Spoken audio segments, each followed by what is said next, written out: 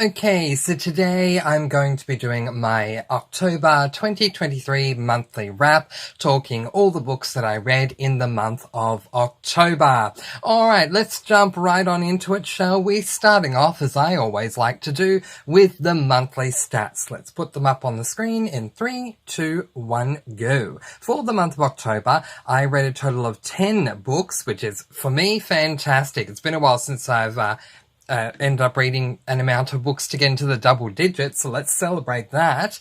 Those 10 books comprised of 5 horrors, 1 cozy mystery, 1 thriller, 2 classics, and 1 LGBTIQ+. I had a goal in October for my October TBR to be dominated by horrors, and as you can see, they have, so I achieved that goal, and I'm very happy about that.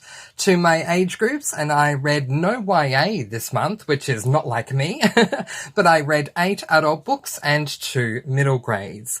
To my lengths, and I read 1 3/4 tome, 2 half tomes, and 7 novellas, totaling 2,405 pages, which makes me really happy. That's a decent amount. Over 2,400 pages. I'm happy with that. To my star ratings, I was really all over the shop. It takes a lot for me to give a book 2 or 1 star, but all the other stars were used. So I had 2 5 stars, 3 4.5 stars, 3 4 stars, and 2 3 stars. Alright, so let's jump into all those 10 books I read. Actually, before we do, I'm going to talk to you about 2 books that I DNF'd. I like to start off my monthly wraps talking about my DNF'd books. Haven't spoken about DNF for a while, so let's do that. So for those of you who don't know, DNF stands for did not finish. You pick up a book and for whatever reason you don't intend on finishing it, so you put it down and you don't intend to pick it back up again. I have 2 books that I DNF'd this month. The first of which was this book, The Troop by Neil Cutter. This is an adult horror, I believe. And yeah, look, I was really intrigued to get into this book, but the problem was that the writing style was way too complex for me to be able to enjoy the book. I feel like I could have sat there and tried to piece my way through the complex writing style, but for a horror, I don't want that. It's going to be too distracting and not allow me to enjoy the horror elements because I'm so wound up in the complexity of the writing style. So that didn't work for me. As much as I wanted to enjoy this book, I felt I had no choice and I DNF'd. The second book that I DNF'd was this book, Black Chalk by Christopher J. Yates. So this is I don't remember the genre of this one, but it was definitely an adult book. I picked up this book because it had the promise of a game, and I love games in my horrors and my thrillers, but the problem was I got about 80 pages in and just didn't want to keep reading anymore, so I shelved the book. The reason for this was mostly because within those 80 pages, we have these characters planning out this game, and I don't like seeing the planning side. For me, if you're going to have a horror or thriller game aspect in a book, throw me directly into the game and I'll learn about the characters as we go along in the game. So that annoyed me, the slow start. But also the game that they were planning just seemed really boring to me as well. So I ended up, as I say, shelving this book, planning to come back to it at a later time, and then eventually just upgraded the shelf to a DNF because I found a horror to replace this book that enticed me a heck of a lot more. Alright, on to the books that I did read for the month of October. And the first book that I finished and read in the month of October was this book, Dark Ride by Ian Rob Wright. This is an adult horror, and I gave this book 4.5 stars. I read 4 Ian Rob Wright books in the month of October, one after the other, to try and get through as many Ian Rob Wright books as I can. He is a horror author, and I think he is fantastic at it. So let's discuss this one. So the premise of this book is that I'm just going to give you a very quick outline of the premise because my premise on Goodreads is a lot longer. But yeah, we follow these, I think it's 5 or 6 characters, one of which has decided that he wants to get everyone together for a last hurrah. They are adults and he is going to be going away somewhere overseas. And so he wants them all to get together at this rundown theme park because he loves theme parks, and they're just going to camp the night there and have some drinks and just have a good time. Well, the rundown theme park has a whole lot more going on than initially meets the eye, and so horrific moments ensue. So to my thoughts on this book, and I'll start with the negative. Chapter 1 was really good and had me really intrigued as to what would happen with the story. Then Chapter 2 began and suddenly Chapter 1 felt completely unnecessary. I wondered if there would be a link at the end, but there wasn't. To keep it spoiler-free, in Chapter 1 we're shown something. In Chapter 2, one character tells the others of that thing. In Chapter 1, we meet 3 characters from Chapter 2 onwards. They were never seen again. Just a real head-scratcher as to why it was there. Yeah, it just didn't make any sense at all to me. Why did we have this standalone chapter that made no sense, given that the thing that happened in Chapter 1 is explained in Chapter 2 anyway, and the characters that we saw, they are just completely irrelevant to the entire story. So I didn't understand that, and that annoyed me. But in saying that, once I moved past all of that and got to know these new characters, I really enjoyed each and every moment. I struggled to enjoy Stephen King's works, but Ian Rob Wright hasn't let me down yet, and I can't wait to read 3 more books by him this month, which I went on to do after this one, and I ultimately gave this book 4.5 stars because of the head scratcher of Chapter 1, but I loved everything else. So the next book that I read was another Ian Rob Wright book, and that was this book, Animal Kingdom, by Ian Rob Wright, another adult horror, and I gave this book a total of 4 stars. So again, going to keep the premise very basic. We follow this father who is a single father. He is taking his son, who he has for that weekend, to the zoo. While they're there, they are watching this snake handler show off a snake, and the snake ends up killing the snake handler. This is not a spoiler because it happens in Chapter 1, and it ends up being something that causes a trigger where suddenly all of the animals seem to escape from their cages and are going after all the humans in the zoo. So the man and his son end up going into this room with all the survivors that remain, which there aren't many, and they try to do whatever they can to try and get out of this zoo alive and find out what's going on with the animals and those sorts of things.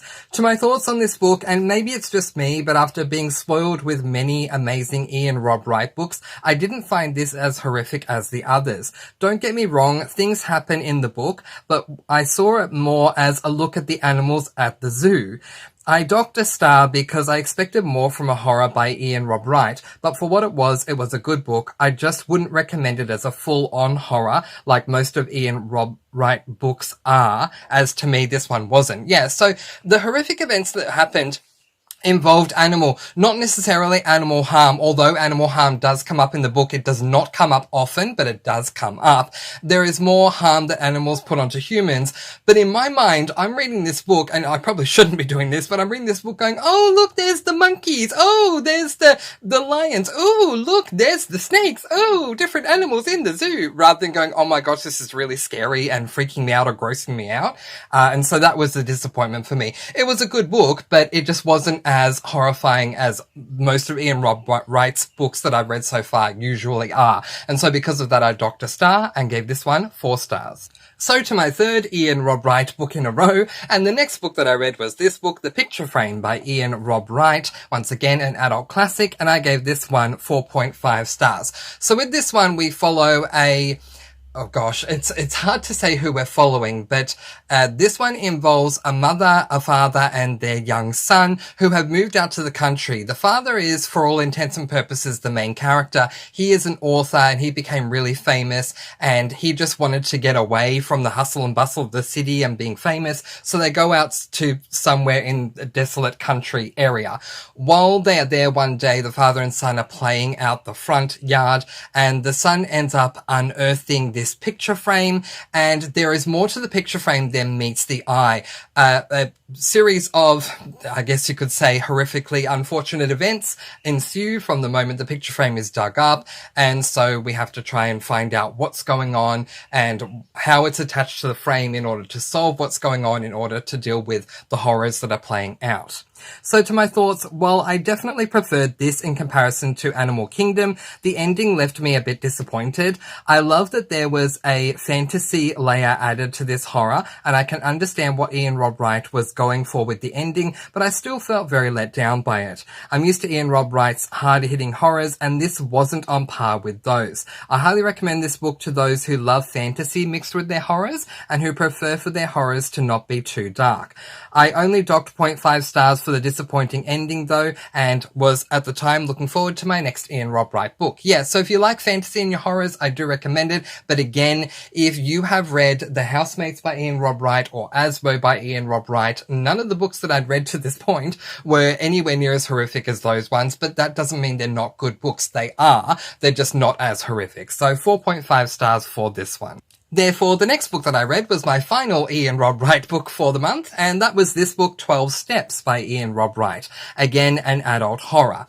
Okay, so again, a basic premise for this one, we are following a number of different characters, but the book starts off with an AA meeting, and our protagonist has not had a drink in over a year, which is fantastic, and everyone's telling their story. There's one new person in the group, so we're just getting to find out a little bit about them, but then time is up and everyone is about to go home, but before they do, there is a loud thunderclap that's heard outside of the AA meeting room they're in, and when our protagonist looks at the window, they see this really horrific white made-up face, like white makeup face, and starts freaking out, and a series of horrific events follow from there on.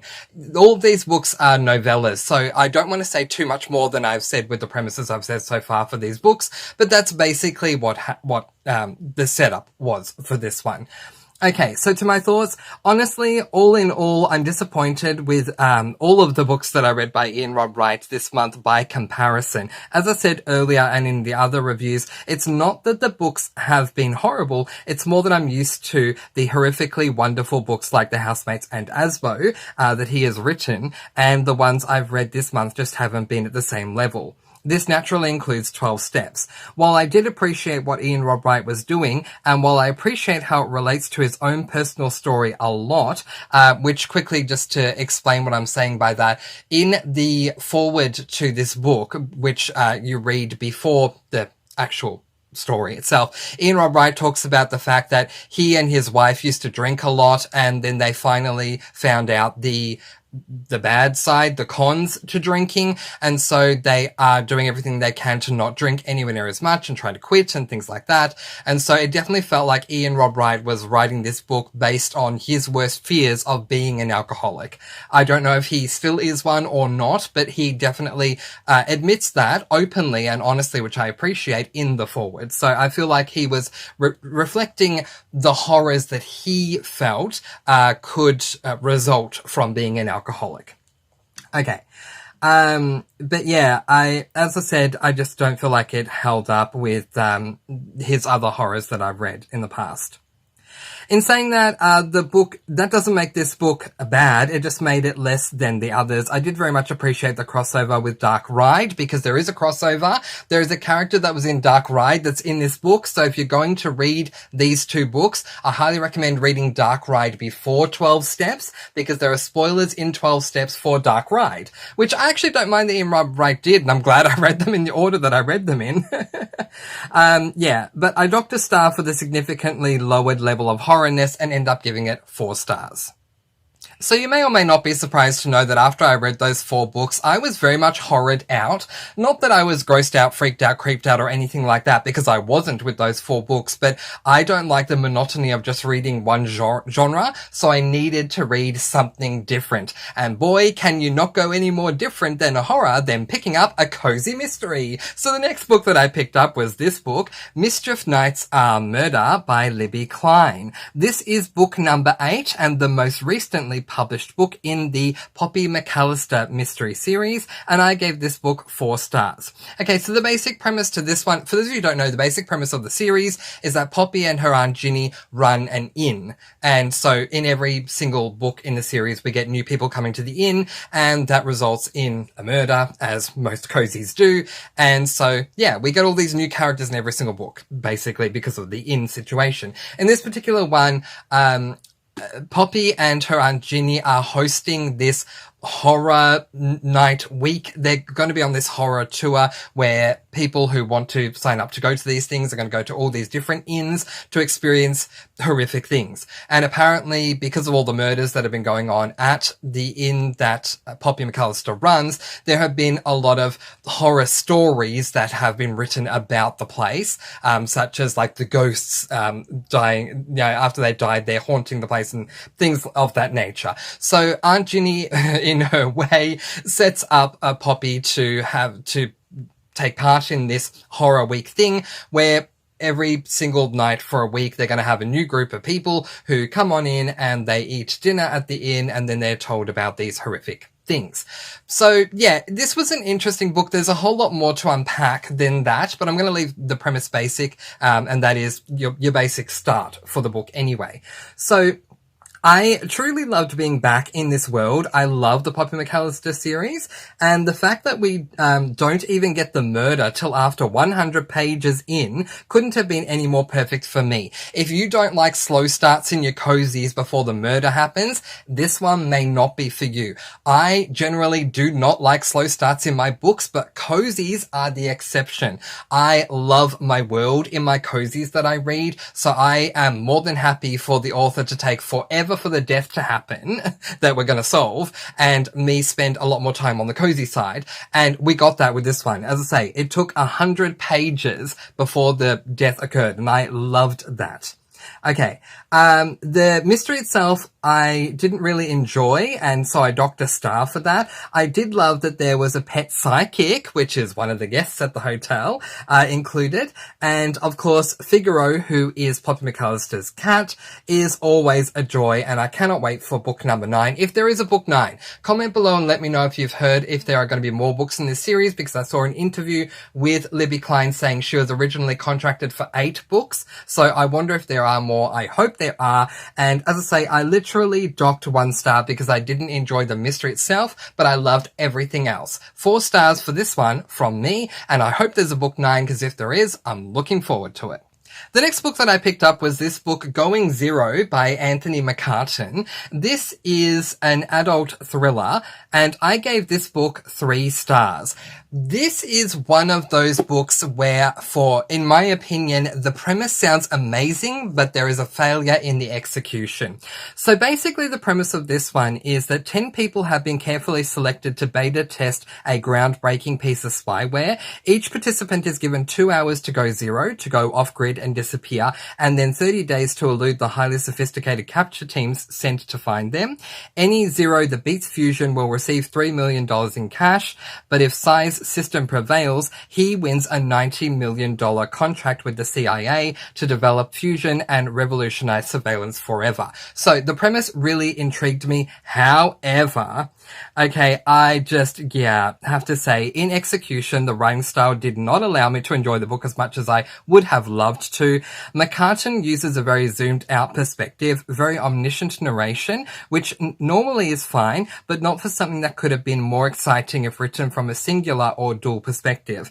In this case, the book reads more like directive. Officer so-and-so knows there is not much more to glean here. He takes the thumb drive, stands quickly, tucking his laptop under his arm, and makes for the door. This is an actual line from the book, and it, as with the rest of the prose, comes off as very detached. Whereas if it was more along the lines of, I knew it was hopeless, there was nothing more I could do, so I grabbed what I needed and I headed to the door, is much more inclusive and zoomed in, if you will. Thank goodness for the quotes in the book, because that was at least fun to follow, but the prose really felt like a drain to get through. If you're good with detached writing for your thrillers, by all means read it, as the premises idea is good, but if you prefer an inclusively zoomed in perspective, you can give this one a miss. 3 stars based purely on the quotes in the book, a massive 2-star deduction for the prose. 3 stars from me. The next 2 books that I read were a compilation, 2 books bound into one, but I am going to tell them to you as though they are 2 separate books, and there's a reason for that. So the first of those 2 books that I read is Alice's Adventures in Wonderland. This book is by Lewis Carroll. It is a middle grade, I believe, classic, and I gave this book 5 stars. So the premise of this book is that It's a 1985 novel written by British author Charles Ludwig Dodson over the pseudonym Lewis Carroll. It tells of a girl named Alice falling through a rabbit hole into a fantasy world populated by peculiar anthropomorphic creatures. Yeah, I think that's the best that I can say. If you've seen the movie, you know the basic bones. And when I say the movie, I mean the Disney animated one, because to me, there is no other version of a movie of Alice in Wonderland other than the Disney animated one. But anyway, if you've seen that movie, you got the basic bones of the first book. Okay, so to my thoughts, I absolutely loved this book so much. I thought it might be hard to read being a classic, but it's really easy to read, and Alice's adventures were fun to follow. From the white rabbit who's always running late, to the entertaining caterpillar, to the Duchess, the trial, and everything else in between, I had a blast reading this book, and I gave it 5 stars. Now, the reason why I am not counting the 2 books as one is because we need to now talk about the next one. So the next book that I read was this book, Through the Looking Glass, which is also by Lewis Carroll, and it is book 2 out of 2 in the Alice in Wonderland duology. And yeah, okay. The premise of this one is, I gave this book 3 stars. The premise of this one is nothing is quite what it seems once Alice journeys through the looking glass, time running backward, and strategies of chess all wrapped up in the exploits of a spirited young girl who parties with the Red Queen, Tweedledee and Tweedledum, and other unlikely characters. So to my thoughts on this book, I went into this one really excited because I loved Alice's Adventures in Wonderland. It deserved all of the stars, all the 5 stars that it received. But then when I went into Through the Looking Glass, I have to say that while I loved Alice's Adventures in Wonderland, I didn't enjoy this one anywhere near as much.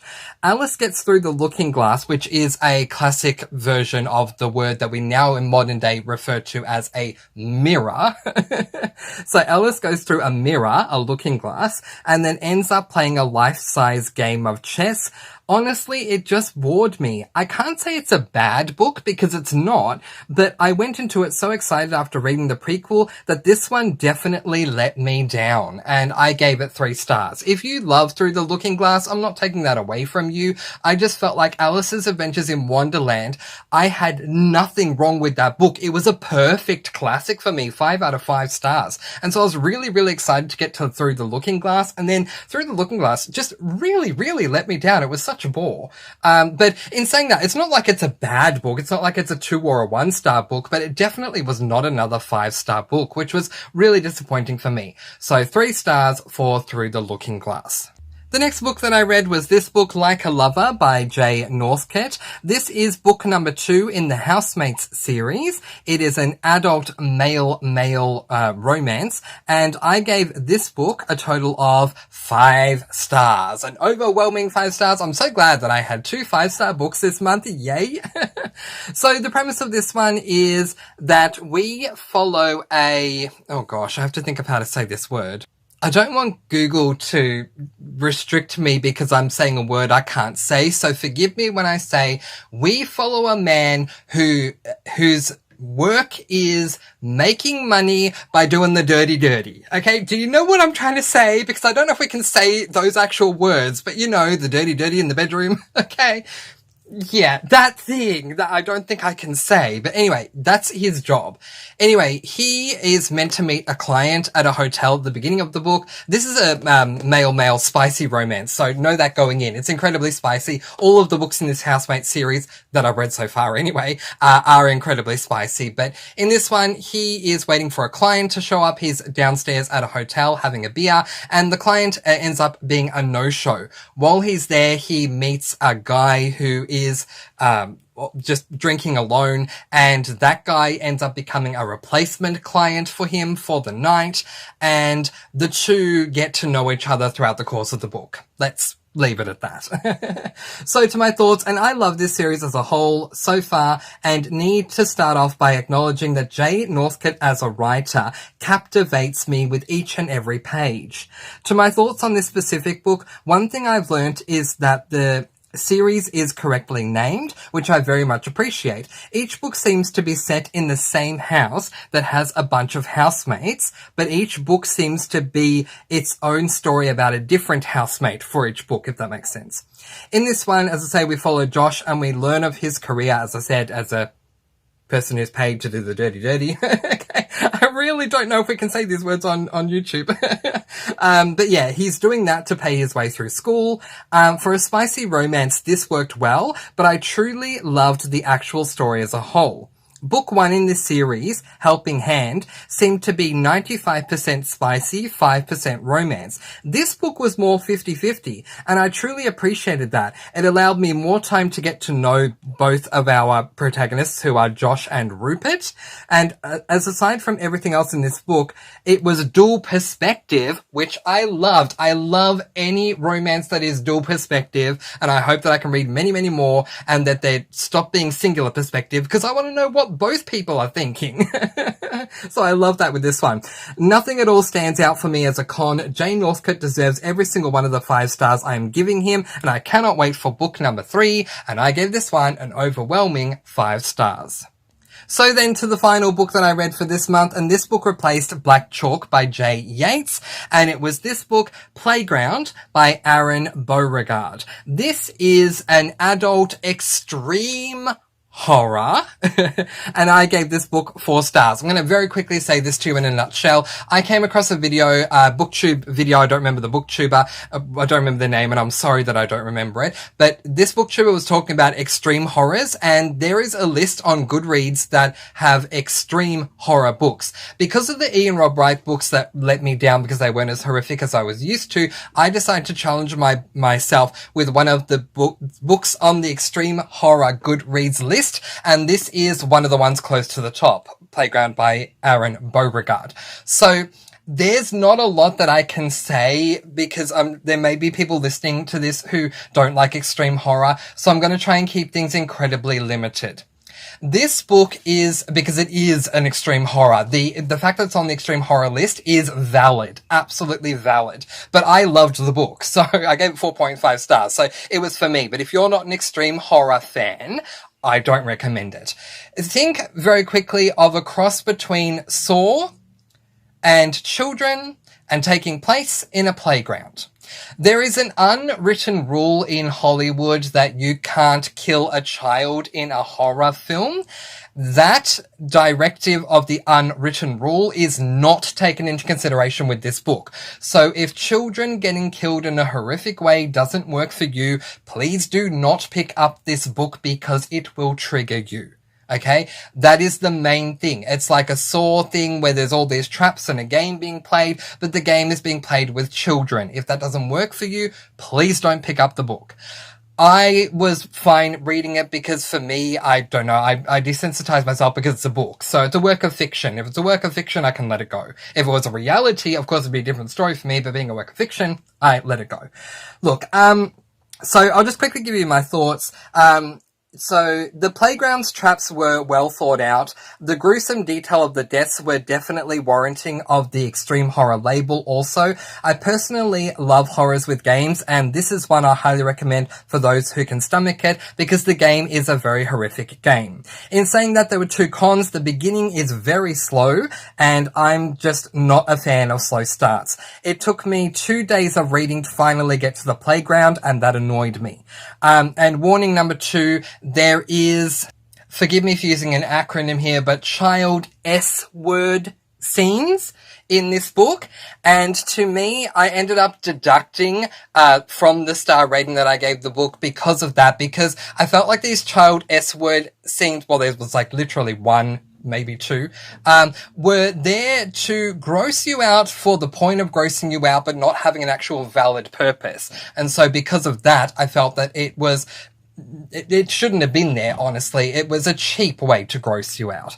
But ultimately, I gave the book 4.5 stars. Again, I warn you, triggers are plenty. It is an extreme horror. Know what you're going into. Know if you can handle those triggers or not before you read it. If you can, however, it was worth the read, and I would like to read more Aaron Beauregard books, at some point soon. But anyway, those are the 10 books that I read in the month of October 2023. What books did you read in the month of October 2023? Let me know in the comments section below. But in the meantime, that is where I am going to leave it. October and horror time is now over, so let's move on to November and enjoy those books over there. But in the meantime, I'm going to let you all go with peace, blessings, and so much love. Please do be kind and love one another and spread your sparkling energy all throughout the world. And until next time, happy reading! Bye everyone!